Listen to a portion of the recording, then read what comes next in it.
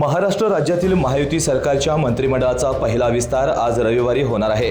कोल्हापूर जिल्ह्यातील 10 विधानसभा मतदारसंघातील कोणत्या आमदाराला मंत्रिपद मिळणार याकडे संपूर्ण जिल्ह्याचं लक्ष लागून राहिलेलं होतं।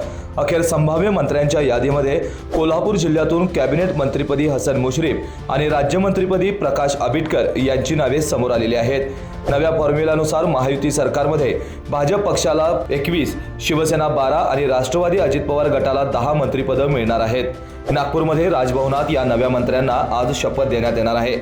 कोल्हापूर जिल्ह्यातून राज्य नियोजन मंडळाचे कार्यकारी अध्यक्ष राजेश क्षीरसागर, शिवसेना पुरस्कृत आमदार राजेंद्र पाटील यड्रावकर, आमदार डॉक्टर विनय कोरे, प्रकाश आबिटकर, हसन मुश्रीफ यांच्या नावाची जोरदार चर्चा सुरू होती। मात्र संभाव्य यादीमध्ये राधानगरी बुदरगड विधानसभा मतदारसंघाचे आमदार प्रकाश आबिटकर यांना राज्यमंत्रीपदाची लॉटरी लागलेली आहे। उपमुख्यमंत्री एकनाथ शिंदे यांनी गारगोटी इथं झालेल्या सभेत प्रकाश आबिटकर यांना मंत्रिपद देण्याची ग्वाही दिली होती आणि तो शब्द त्यांनी पूर्ण केल्यानं राधानगरी विधानसभा मतदारसंघामध्ये आबिटकर यांच्या समर्थकात उत्साहाचं वातावरण पाहायला मिळतंय। शिवसेना पक्षातून अब्दुल सत्तार, दीपक केसरकर या बड्या नेत्यांना या मंत्रिमंडळ विस्तारामध्ये डच्चू देण्यात आल्याची चर्चा देखील जोरदार सुरू आहे।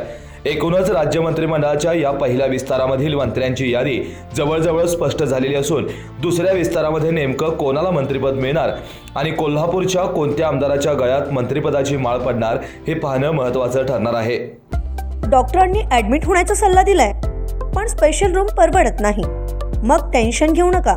सूर्य हॉस्पिटलने प्रथमच अगदी कमी किमतीत सर्व सोयींयुक्त आणि रुग्णांची गरज लक्षात घेऊन बजेट फ्रेंडली रूम्स उपलब्ध केले आहेत। कॅशलेस सुविधांसह खिशाला परवडणाऱ्या किमतीत budget friendly economic special room.